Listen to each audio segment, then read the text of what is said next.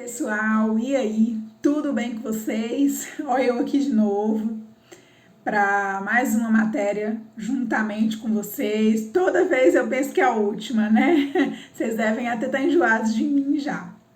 Mas é com muito carinho que eu retorno aqui para poder conversar um pouquinho mais com vocês. Todo mundo já conhece, né? Juliana, enfermeira. E estamos aí agora para trabalhar a matéria enfermagem nas emergências. É uma matéria curta, mas que tem um conteúdo muito importante que nós, enquanto profissionais de enfermagem, precisamos estar atentos, porque é nas emergências que a gente consegue recuperar e até mesmo salvar vidas.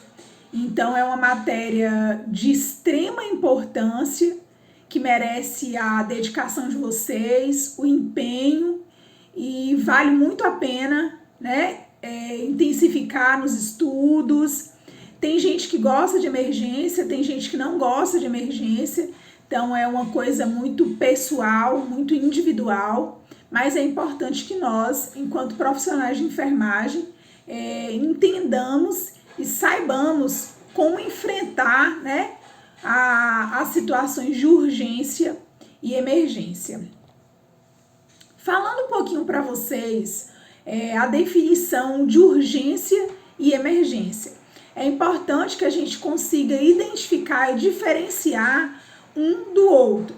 Então, urgência é uma situação grave, onde há uma necessidade de um atendimento rápido, pois a sua demora pode ocasionar um agravamento do caso ou até mesmo levar ao óbito. Então, urgência é quando o paciente ele chega em uma situação grave e que merece um atendimento rápido, né? Não requer espera. É um paciente que ele tem que ser atendido urgentemente, dentro de um período de tempo. Já a emergência é uma situação de extrema gravidade que requer uma intervenção imediata, podendo levar a óbito em pouco tempo. Então, a diferença de urgência e emergência. Urgência é uma situação grave que requer um atendimento rápido. E emergência é uma situação extremamente grave que requer um atendimento imediato. Então, tá aí a diferença de um para o outro. É importante lembrar que uma emergência, quando ela não é atendida em seu período oportuno, ela pode se tornar uma emergência. Então, assim, nós temos que aprender a classificar o que é uma urgência, o que é uma emergência. Vou falar para vocês, vou explicar para vocês logo mais. E assim, é importante dar atenção a esses pacientes com quadro de urgência para evitar que eles se tornem uma emergência, ou seja, uma coisa mais grave. Tem um macetezinho que a gente aprende, que eu aprendi, eu vou passar para vocês. Como é que a gente consegue distinguir urgência de emergência? O que é mais rápido, o que é mais emergente do que o outro? Quando a gente pega as vogais, a gente tem A, E, I, O e U. Então, se a gente coloca A, E, I, O e U, nós temos emergência com a letra E, urgência com a letra U. Qual dos dois, quando a gente vai falar as vogais, vem primeiro? O E ou o U? Então, né? Emergência. Então, A, E. Então, o E vem primeiro que o U. Então, o E consiste na emergência. Então, emergência vem primeiro que urgência. Emergência é um caso mais grave do que a urgência. Só para vocês, é um macete, só para vocês não se esquecerem, né? Do que é urgência, o que é primeiro, se é urgência ou emergência. Então, é um macetezinho aí para vocês não se esquecerem nunca mais, tá bom? Com relação aos quadros de urgência e emergência, nós temos associado a isso uma rede de atenção às urgências e às emergências. Então, assim, quando a gente fala de urgência e emergência, tem que ter um serviço que vai dar um suporte para essas situações. E quais são os serviços que podem estar, né, auxiliados, conjuntos, que podem dar suporte aos pacientes vítimas de uma urgência ou de uma emergência? Então, assim, trabalhando na interdisciplinaridade, na integralidade, na união dos serviços, os serviços a rede de atenção de urgência e emergência, ela tem como objetivo principal articular e integrar os serviços de saúde para ampliar a qualidade do acesso, garantindo um acesso humanizado e integral ao usuário. Então, o grande objetivo das redes de atenção às urgências e emergências é a integração do serviço, garantindo assim um atendimento integral e humanizado ao usuário desse serviço. Então, quais são os componentes das redes de urgência e emergência? Então, a gente já sabe que é uma rede, que ela não trabalha sozinho, né? Que a urgência e a emergência, ela precisa de um suporte e que elas trabalham integrados. Então, a gente tem como ponto de apoio, de suporte, de articulação, a atenção primária, que são as unidades básicas de saúde, né? Que funcionam como redes de atenção à urgência e emergência. Nós temos as UPAs, que são as unidades de pronto atendimento, que funcionam 24 horas. Nós temos o SAMU, que funciona também 24 horas, que é o serviço 192. Nós temos as portas hospitalares de atenção à urgência e emergência, que são os SOS. E temos também as enfermarias de retaguarda em unidades intensivas. Além disso, nós temos também a atenção domiciliar, que é considerado Melhor em Casa, que é um programa do governo federal também que garante o atendimento domiciliar daqueles pacientes que não têm condições de irem para a unidade de saúde, ou seja, ou para o hospital, eles ficam internados dentro do próprio domicílio. Então, nós já sabemos que existe, né, uma rede de urgência e emergência, que ela trabalha integrada com os demais serviços. Temos, né, as unidades de saúde, o SAMU, o SOS, e essas redes, elas trabalham integradas. E com relação aos componentes de atendimento de urgência e emergência, nós temos os componentes pré-hospitalares móvel e pré-hospitalar fixo, ou seja, aquele atendimento que acontece antes de chegar dentro do hospital. Então, como rede pré-hospitalar móvel, nós temos o SAMU. Como rede pré-hospitalar fixa, nós temos as unidades básicas de saúde, ou os PSFs, como são conhecidos. Então, com relação à rede pré-hospitalar móvel, o SAMU, como é que ele funciona? Então, diante de uma situação, né, nós nos deparamos com um paciente em uma determinada situação de urgência ou emergência, nós ligamos para o 192, que é o SAMU, e essa ligação ela vai cair na regulação do SAMU, que é um médico regulador que vai nos direcionar, né, nos conduzir diante da situação do acontecido, da urgência ou da emergência. Lembrando, gente, que hoje existem muitos trotes para o SAMU. Então, o processo de orientação ele é muito importante, porque uma vez que você desloca uma ambulância da sua base para um suposto trote, ela pode deixar de estar indo, né, atender a pacientes graves que precisam para poder atender um trote. Então, nós temos que ter muita consciência com relação a não ligar quando realmente não for necessário. Então, você ligou para o SAMU, caiu no sistema de regulação, você vai falar com o médico regulador. Esse médico, ele vai te dar as orientações por telefone, né? Ele pode conseguir resolver o seu problema por telefone, ou ainda pode mandar uma ambulância para poder atender aquela ocorrência. Lembrando que existem dois tipos de ambulância: a ambulância de suporte básico e a ambulância de suporte básico avançado.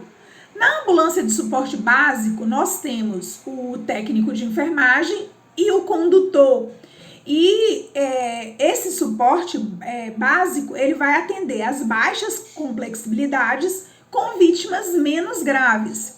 Com relação ao suporte básico avançado, nós temos o técnico de enfermagem, nós temos um médico, o enfermeiro e o condutor. Então, é uma equipe maior, né, multidisciplinar, que vão atender as altas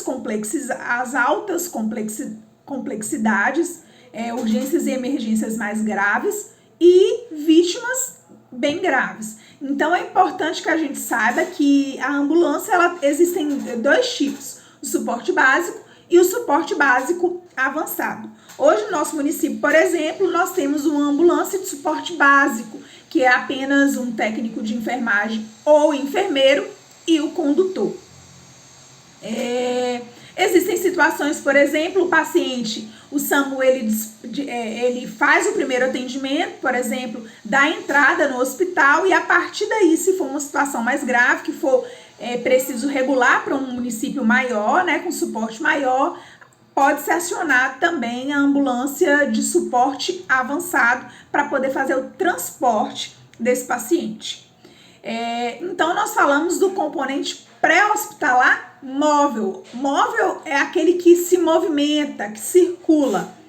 E com relação ao componente pré-hospitalar fixo, nós temos as unidades básicas de saúde ou os PSFs.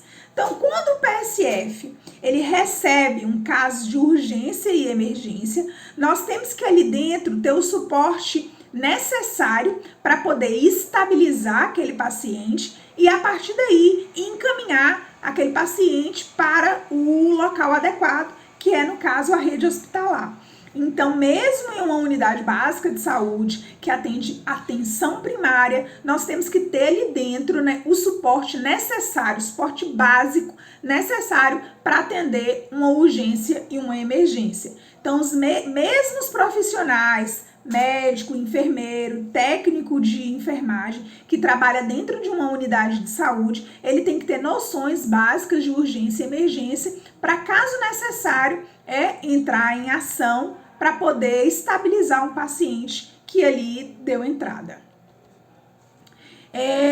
Além disso, né, dos serviços pré-hospitalares, nós temos o serviço hospitalar que atende às urgências e emergências.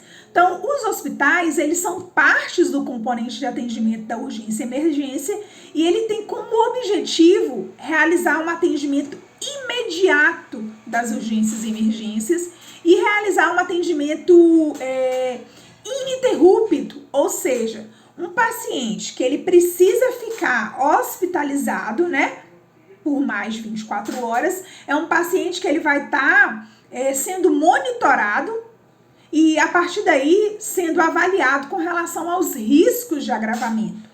Então, por isso que, às vezes, o paciente fica em observação, fica internado, que a gente entende que é um paciente que ele precisa ser vigiado, né? E ali, dentro do hospital, a gente tem uma equipe que está 24 horas para fazer a vigilância desse paciente. Então, serviço hospitalar também faz parte do processo de urgência e emergência. Na verdade, né, é um grande suporte, a gente trabalha aí na interdisciplinaridade, na integralidade do serviço. O serviço de urgência e emergência, no que diz respeito aos equipamentos e instrumentos.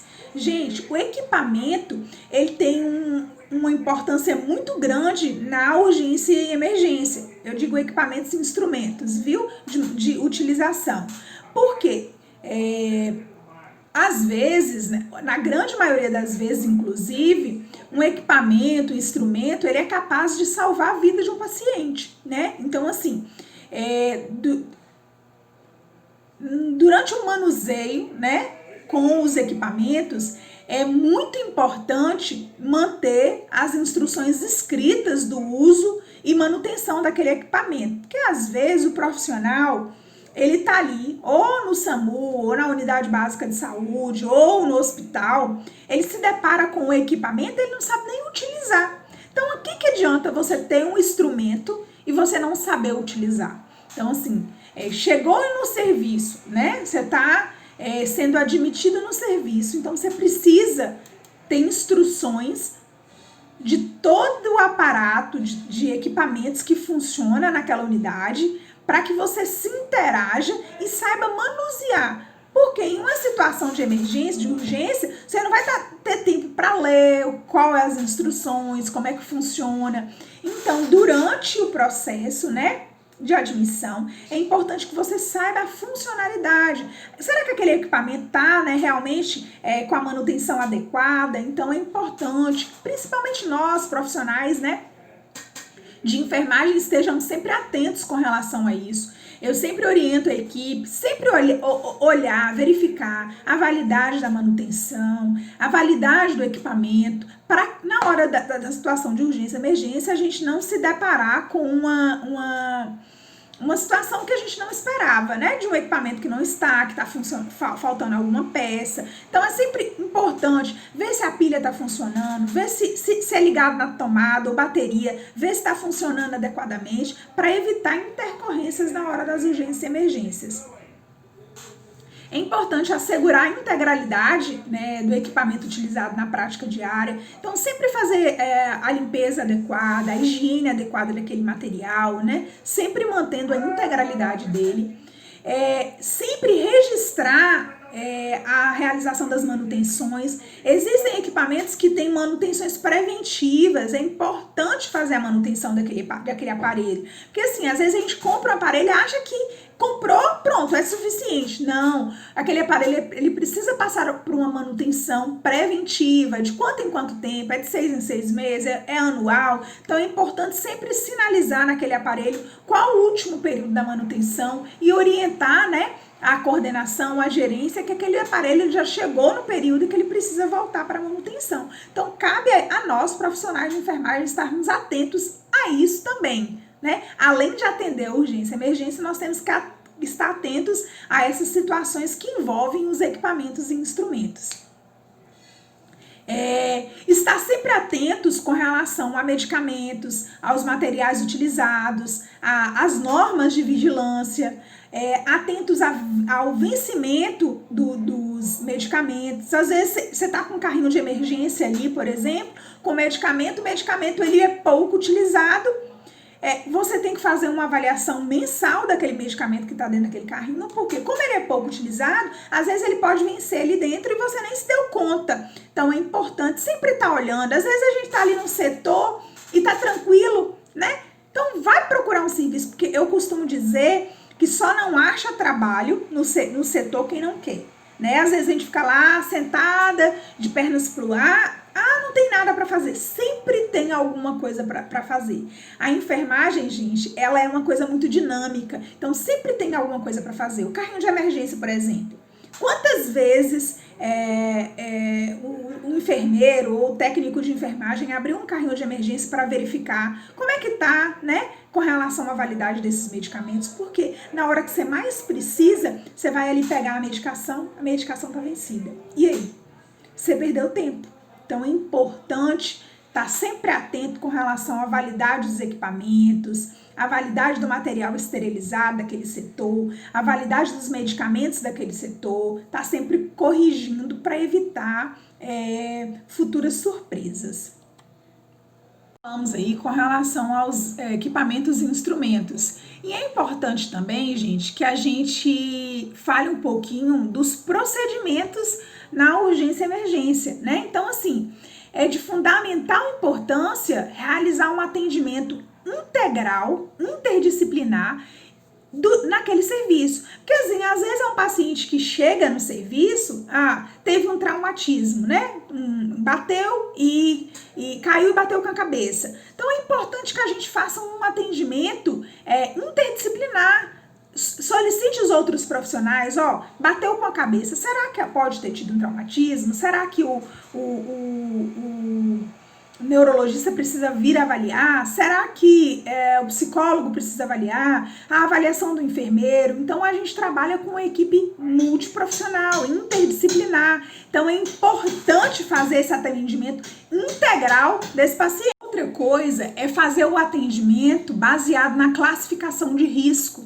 Então, eu vou falar para vocês mais na frente um pouquinho com relação à classificação de risco. Então, é importante fazer o atendimento do paciente com relação à classificação de risco. Esse negócio de que, o paciente chegou primeiro. Não, gente. Qual é o risco? Qual o paciente que está trazendo mais gravidade, que tem mais riscos eminentes, entendeu? Então, a gente tem que aprender a trabalhar com classificação de risco também. Isso é muito importante no serviço, tanto na unidade básica de saúde, quanto no serviço hospitalar de urgência e emergência, tá bom?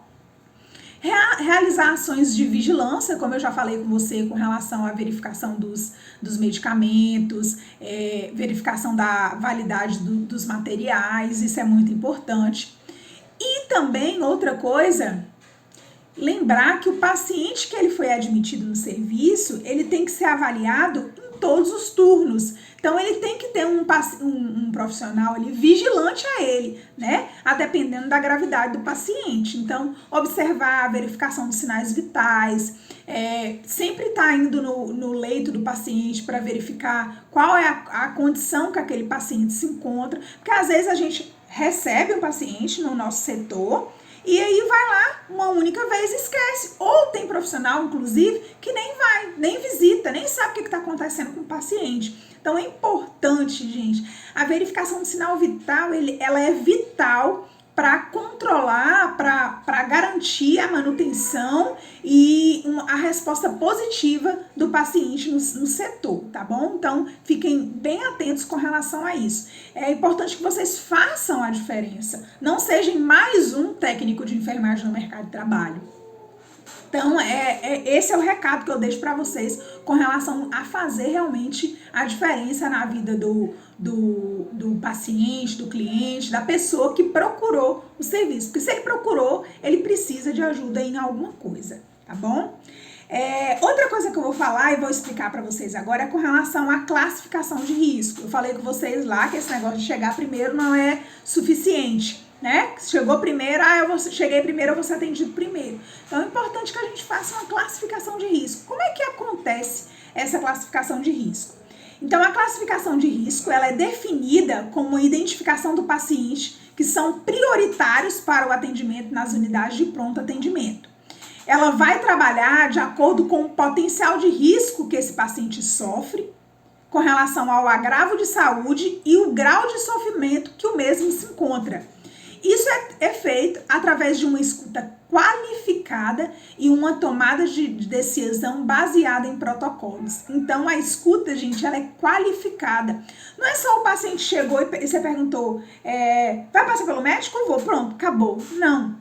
Qual é a sua queixa? Qual o seu problema? Verificou o sinal vital? Tem febre? Como é que está a pressão? A frequência cardíaca desse paciente? Como é que está a saturação de oxigênio? Então, é importante você fazer uma escuta qualificada para entender realmente a gravidade daquele paciente. Porque, às vezes, o paciente chega lá, fala qualquer coisa, e às vezes é um paciente que precisa de um atendimento mais urgente e você não deu atenção, porque você não fez uma escuta qualificada. Então, na hora que for fazer a triagem do paciente, dê atenção àquele paciente, preste atenção nos sinais vitais daquele paciente, realmente para você conseguir fazer uma classificação de risco adequada.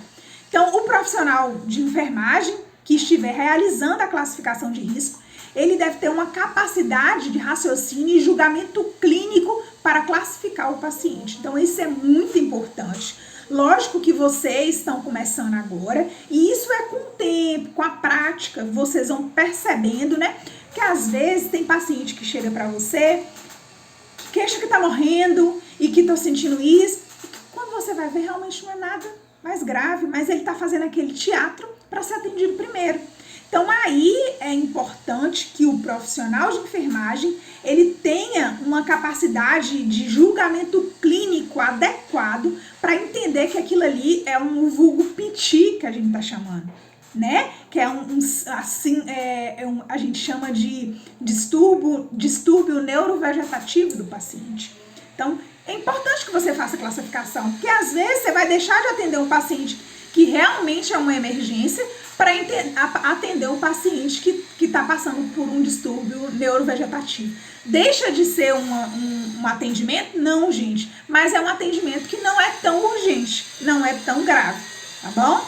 São a classificação de risco. O Brasil ele usa o protocolo de Manchester, que é um protocolo que é baseado nos sinais e sintomas do paciente. Então, a partir da queixa do paciente, a gente vai fazer a classificação de risco desse paciente.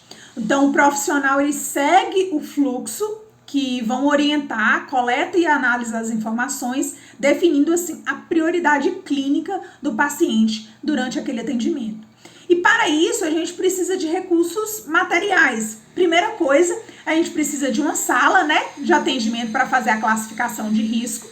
A gente precisa dos equipamentos para verificação dos sinais vitais, termômetro, glicosímetro. É importante que a gente verifique a temperatura, é importante que a gente verifique a frequência cardíaca desse paciente, como é que está a saturação de oxigênio. É importante que a gente verifique a pressão arterial. Então, é importante que durante o atendimento a gente verifique os sinais vitais desse paciente. No protocolo de Manchester, nós temos aí uma imagem para vocês que ele vai trazer a divisão por cores. Então, a gente tem vermelho, que é as emergências, laranja, que são muito urgentes, temos o amarelo, que são as urgências, o verde, que é pouco urgente, e o azul, que é não urgente. Então, com relação às cores e a quantidade de tempo que esse paciente pode estar aguardando. Então, com relação às emergências, consiste no atendimento imediato. As urgências, até 1 hora. Pouco urgente, que é o verde, até 2 horas. E não urgente, que é o azul, até 4 horas. E aí eu trago para vocês quais são os problemas de saúde que são considerados urgentes ou emergentes ou pouco urgentes. Que aí vocês, durante o atendimento, vocês vão conseguir fazer um balanço com relação a isso. Então, com relação às emergências, que são os vermelhos, o que é considerado emergência no serviço de saúde? Então, os politraumatismos graves são considerados emergências. Queimaduras com comprometimento acima de 25% do corpo é considerado uma emergência. Emergência é o atendimento imediato, não se esqueçam disso. O traumatismo crânioencefálico é considerado uma emergência. O estado mental alterado ou em coma é considerado uma emergência. Comprometimento da coluna vertebral também é outra emergência.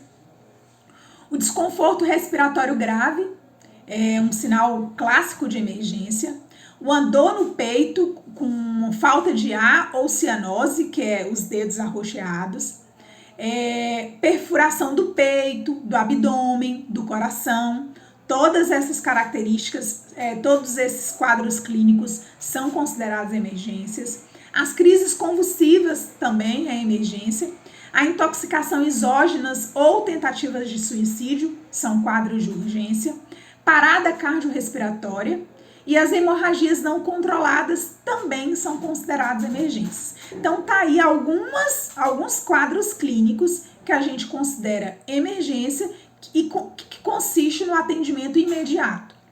Aí nós temos as urgências. O que é considerado urgência? Então, o politraumatismo leve é considerado uma urgência. A cefaleia intensa com início súbito é considerado emergência. O traumatismo crânioencefálico leve, a diminuição dos níveis de consciência, letargia e a confusão mental são considerados urgências.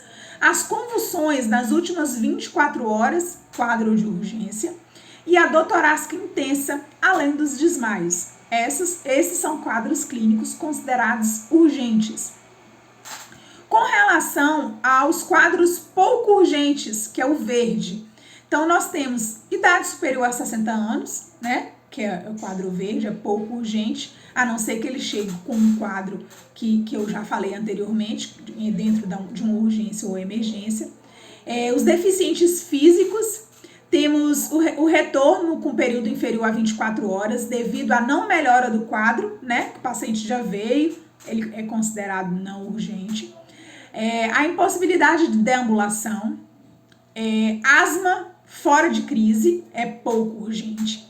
As enxaquecas em pacientes com quadros já de enxaqueca instalada. Então, esses são característicos de verde que são pouco urgentes. E os azuis, que são não urgentes, nós temos aquelas queixas crônicas sem alterações agudas, os procedimentos como curativo, uma troca de receita, uma medicação, a avaliação de resultados de exames, além da solicitação de atestados médicos. Essas classificações entram em situações não urgentes que podem ser esperadas até 4 horas. Então, é importante que vocês conheçam, né, esse protocolo de Manchester e consigam fazer essa diferenciação por cor. Então, vermelho, urgência, atendimento imediato. Amarelo, vermelho, emergência, atendimento imediato. Amarelo, urgente, atendimento até 1 hora. Verde, pouco urgente, atendimento até 2 horas. E azul, não urgente, o atendimento é até 4 horas. Então, por hoje é isso. Dei um apanhado para vocês aí sobre o atendimento de urgência e emergência, como é que ele funciona, como é que ele é classificado. E o que a gente utiliza hoje, né, para poder definir o que é uma urgência e uma emergência, que é o protocolo de Manchester. Eu estou à disposição de vocês, qualquer coisa que precisar, nós estamos aqui no grupo, vamos para as dúvidas, né? Qualquer coisa, gente, eu estou à disposição, tá bom? O conhecimento, ele é adquirido com as perguntas, né? Então, fiquem à vontade, perguntem, eu estou à disposição de vocês, tá bom? Um grande abraço e até a próxima aula.